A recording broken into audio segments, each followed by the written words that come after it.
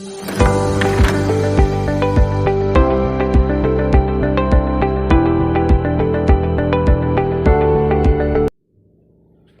everyone, this is Pooja Kandpal. Welcome back to you in my YouTube channel Infinity.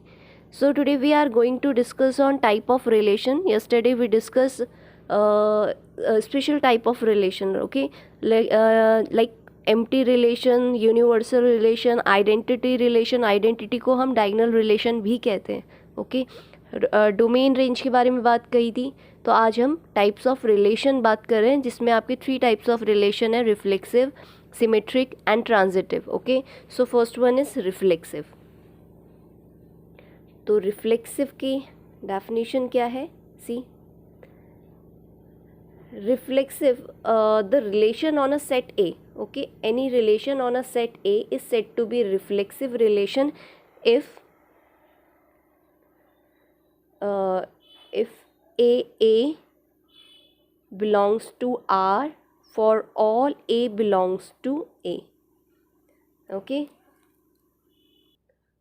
so here we have definition: reflexive, the relation on a set A is said to be reflexive relation if A belongs to R for all A belongs to R. Example से समझते हैं. Example में आपके पास A है equals to 1 2 3, आपको A set दिया है. अगर हम इसका रिलेशन देखें तो रिलेशन में आपका A क्रॉस A होंगे. ठीक है, A क्रॉस A मतलब मैं इसी के एलिमेंट्स की मल्टीप्लाई करूँगी 1 2 3 से. तो हमारे पास क्या बनेंगे? Pairs, ordered pair. 1 की पहले 1 से मल्टीप्लाई, देन 1 की 2 से, देन 1 की 3 से, देन 2 की 1 से, फिर 2 की 2 से होगी, एंड देन 2 की 3 से, फिर 3 की 1 से, 3 की 2 से, एंड लास्ट वन 3 की 3 से.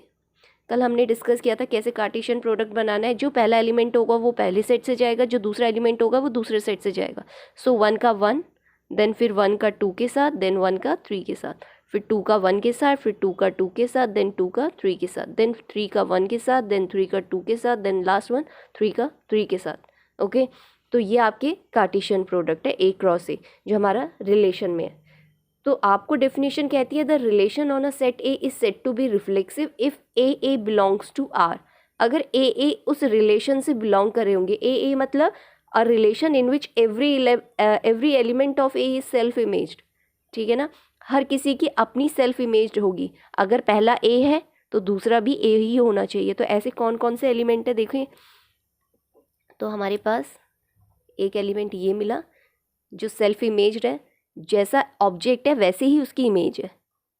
बट ये नहीं है, ये नहीं है, ये नहीं है, यहाँ पर ये है, ये नहीं है, ये नहीं है, ये नहीं है, और लास्ट वन ये. तो ये तीनों आपके रिफ्लेक्सिव की डेफिनेशन को पूरा कर रहे हैं. ठीक है, तो ये आपके लिए रिफ्लेक्सिव होंगे for all A belongs to R. जितने भी A हैं वो R से बिलोंग करने चाहिए रिलेशन में. तो ये सेटिस्फाई हो रहा है. ओके, तो हमारे पास फिलहाल रिलेशन रिफ्लेक्सिव के लिए 1 1 है, 2 2 है, 3 3. तो ये कंपलसरी है, ये इनके पास चॉइस है ही नहीं. रिफ्लेक्सिव में इन्हें आना ही पड़ेगा. अगर ये एलिमेंट्स है A के, अगर एलिमेंट के पास 1 2 3 है तो इनकी सेल्फ इमेज भी रिलेशन में होने चाहिए. ठीक है, उसके बाद ये तो कंपलसरी है. ठीक है, लेकिन ऑप्शनल ये है कि अगर 1 2 भी होता है तो भी कोई दिक्कत नहीं, और नहीं भी होता है तो भी कोई दिक्कत नहीं है. अगर ये दो एलिमेंट यहाँ पर है तो भी ठीक है, ये रिफ्लेक्सिव होगा. अगर ये एलिमेंट यहाँ पर नहीं है तो भी ये रिफ्लेक्सिव होगा. इनसे कोई फ़र्क नहीं पड़ता ये आए या ना आए, बट इनका आना कंपलसरी है according to definition of reflexive. अगर यहाँ पर 3 3 नहीं होता है तो ये रिफ्लेक्सिव नहीं कहलाएगा. क्यों? क्योंकि 3 यहाँ पर एलिमेंट है A का, लेकिन इसका डबलेट यहाँ पर नहीं है, इसकी सेल्फ इमेज यहाँ पर नहीं है, तो ये रिफ्लेक्सिव नहीं होगा फिर. ठीक है, तो मैं आपको कुछ एग्जाम्पल दे रही हूँ, देखते हैं कौन सा रिफ्लेक्सिव है कौन सा नहीं है. R1 अगर मैंने ले लिया 1 1 2 2 1 3 एंड 3 1. ओके, सेकेंड मैं R2 ले रही हूँ 1 1 2 2. R3 में ले रही हूँ 1 1 2 2 एंड 3 3. चेक करते हैं कौन सा रिफ्लेक्सिव है कौन सा नहीं है. तो R तो हमारा एग्जाम्पल था फिलहाल. R1 चेक करते हैं. 1 1 है सेल्फ इमेज बिल्कुल, 2 2 है बट 3 3 नहीं है. यहाँ पर 3 3 नहीं है, जबकि 3 एलिमेंट है सेट ए का, तो उसकी सेल्फ इमेज भी होनी चाहिए थी, लेकिन वो है नहीं, तो ये आपका रिफ्लेक्सिव नहीं होगा।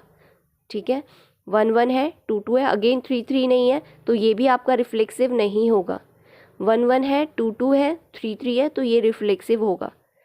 इन डबलेट्स का आना कंपलसरी है। बाकी अगर कोई और एलिमेंट्स आता है, कोई और ऑर्डर्ड पेयर आता है, तो वो चॉइस है, वो आ भी सकते हैं और नहीं भी आ सकते। Okay, next we have transitive symmetric. Now next we have symmetric. A relation R on a set A is said to be symmetric relation if AB belongs to R. It implies that BA must belongs to R. अगर AB belong कर रहा है R से, तो बिल्कुल BA भी belong करना चाहिए R से। अगर ऐसा रिलेशन, अगर ऐसे ऑर्डर्ड पेयर हमारे पास है रिलेशन में, तो वो सिमेट्रिक कहलाया जाएगा।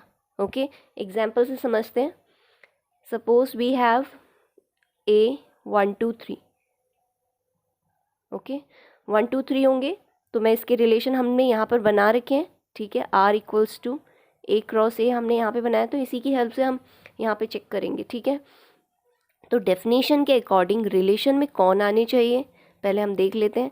अगर ए बी मतलब दोनों अलग अलग एलिमेंट है, तो 1 2, अगर 1 2 है हमारे पास, तो 2 1 भी होना चाहिए। यही कह रहा है ना, अगर ए बी है तो बी ए भी होना चाहिए, तो अगर 1 2 है तो 2 1 भी होना चाहिए।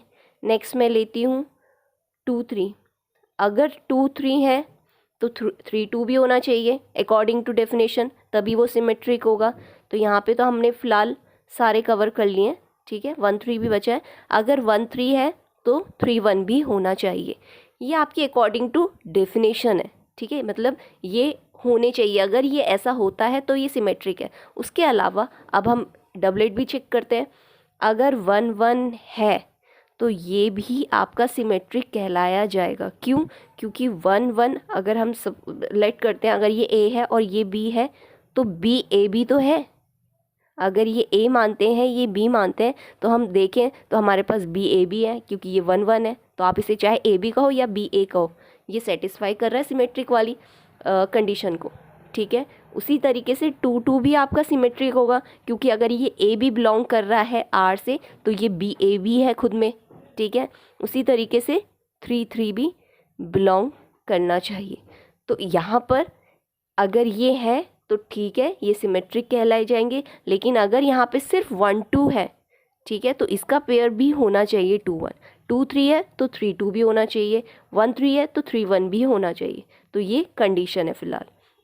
ओके, तो कुछ रिलेशन चेक करते हैं। अगर मैं आपको वो बोलूँ कि 1 2 है, 2 1 है और 1 3 है हमारे पास।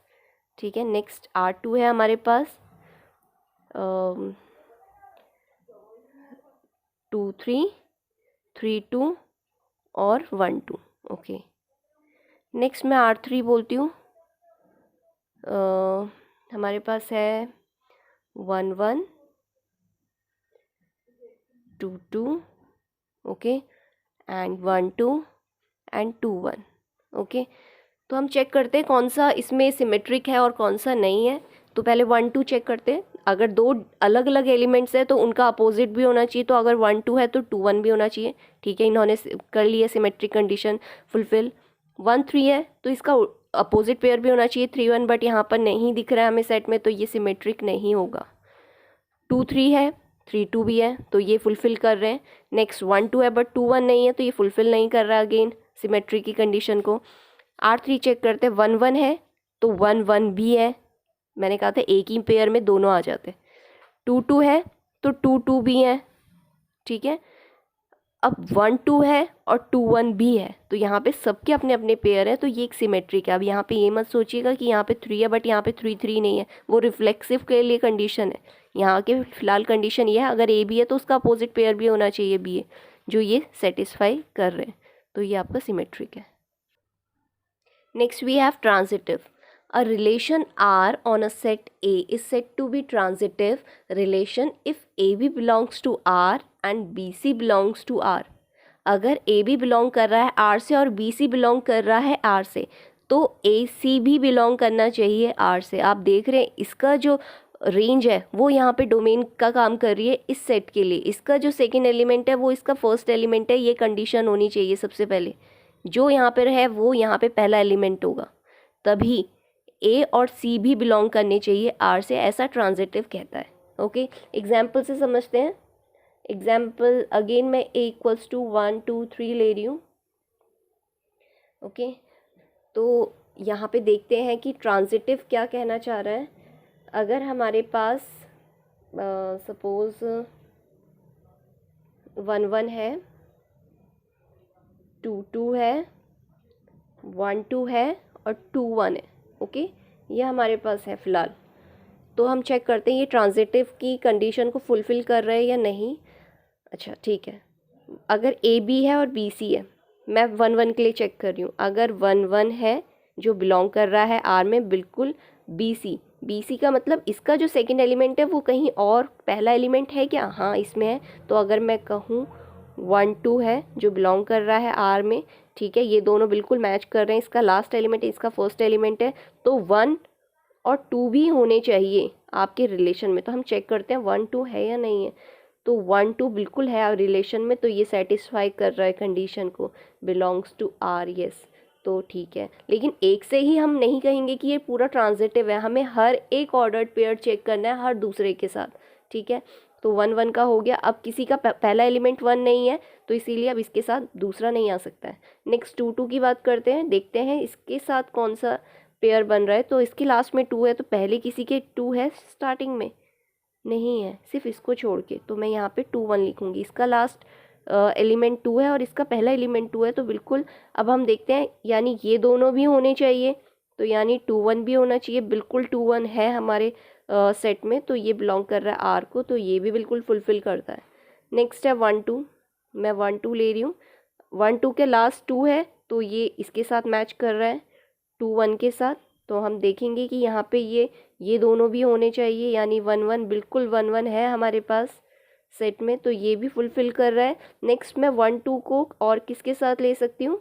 2 2 के साथ, ठीक है, क्योंकि इसका फर्स्ट एलिमेंट और इसका लास्ट एलिमेंट मैच कर रहा है, तो इसके हिसाब से 1 और 2 भी होना चाहिए। तो 1 और 2 बिलोंग कर रहा है, बिल्कुल कर रहा है सेट में। अब लास्ट एलिमेंट मेरे पास 2 1 है, तो मैं 2 1 ले रही हूँ। 2 1 के लास्ट में 1 है, तो ये हम इससे मैच कर सकते हैं 1 1 से। तो हम देखेंगे कि 2 और 1 है क्या हमारे पास? बिल्कुल है सेट में, ये देखिए, तो ये आर है। 2 1 और किसके साथ पेयर बना रहा है? देखिए 1 1 2 1 2, तो हम देखेंगे कि 2 2 भी है हमारे पास, तो बिल्कुल है 2 2 भी, ठीक है। तो इसकी सारी कंडीशन फुलफ़िल हो रही है, ये आपको खुद से चेक करनी पड़ेगी हमेशा हर सेट में। ट्रांजिटिव के लिए जब आप प्रैक्टिस करेंगे तो आप यूज्ड हो जाएंगे, तो आपको इतना सारा नहीं करना पड़ेगा, आप मेयर देखकर भी आप बता सकते हैं, ठीक है ना। तो ये आपका ट्रांजिटिव फुलफ़िल कर रहा है, तो ये ट्रांजिटिव सेट है। ओके, लेकिन अगर मैं दूसरा एग्जाम्पल आपके लिए लूँ, अगर हमारे पास है 1 1 1 2 एंड 2 1, ओके, इसके लिए चेक करते हैं, यही चीज़ है, मैं चेक कर लेती हूँ। 1 1 के साथ देखते हैं, ये ले सकते हैं, एंड 1 2, तो हम देखेंगे, इसका मतलब है ये दोनों भी होने चाहिए 1 2, लेकिन आप देख रहे हैं 1 2 हमारे पास है, तो ये बिलोंग कर रहा है आर से, तो ये इसको फुलफ़िल कर रहा है। लेकिन हम सेकंड चेक करते हैं 1 2, एंड 1 2 के लास्ट में 2 है, तो ये इसके साथ फिट बैठेगा, तो यानी 1 1 भी होना चाहिए। तो मैं 1 1 देखती हूँ, हाँ बिल्कुल है हमारे सेट में यहाँ पर, तो ये रिलेशन में है। अब मैं तीसरा चेक कर लेती हूँ 2 1, 2 1 किसके साथ आएगा? 1 1 के साथ पहले, तो इसका मतलब है 2 1 भी होना चाहिए, बिल्कुल है 2 1 है हमारे पास, तो ये भी रिलेशन में है।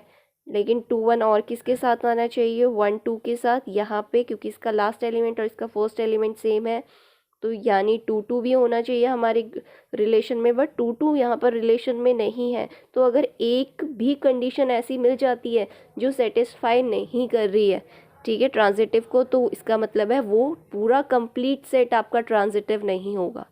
ओके, सो हमने आज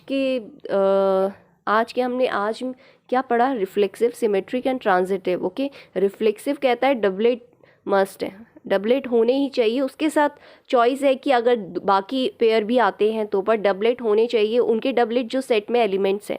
सिमेट्रिक कहता है कि अगर ए भी बिलोंग कर रहा है आर में तो बी ए भी उसका अपोजिट पेयर भी बिलोंग करना चाहिए। ओके, अगर ए भी बिलोंग कर रहा है तो बी ए भी बिलोंग करना चाहिए। ओके, ट्रांजिटिव कहता है कि अगर ए भी बिलोंग कर रहा है सेट में और बी सी बिलोंग कर रहा है सेट में, ठीक है, जो रिलेशन है उसमें अगर ये पेयर है और इसका जो सेकेंड एलिमेंट है वो इसका फर्स्ट एलिमेंट होना चाहिए, तो यहाँ पर ए सी भी होना चाहिए रिलेशन में। ये आपका ट्रांजिटिव कहता है। ओके, जब हम इन तीनों को अगर आपका रिफ्लेक्सिव भी होता है कोई सेट, सिमेट्रिक भी होता है साथ में और ट्रांजिटिव भी होता है, जब ये तीनों ही सेटिस्फाई होते हैं तो इसको बोलते हैं इक्विवेलेंस रिलेशन। इक्विवेलेंस रिलेशन, अगर तीनों ही सेटिस्फाई करते हैं एक ही सेट के लिए तो उसको बोलते हैं equivalence relation. Okay, equivalence relation. So equivalence relation or relation R in a set A is said to be an equivalence relation if it is reflexive, symmetric and transitive. अगर ये तीनों को satisfy करता है कोई भी set तो वो आपका equivalence relation में आएगा. Okay, so I hope this concept is clear to you. So for more videos please like, share and subscribe my YouTube channel, and thank you for watching.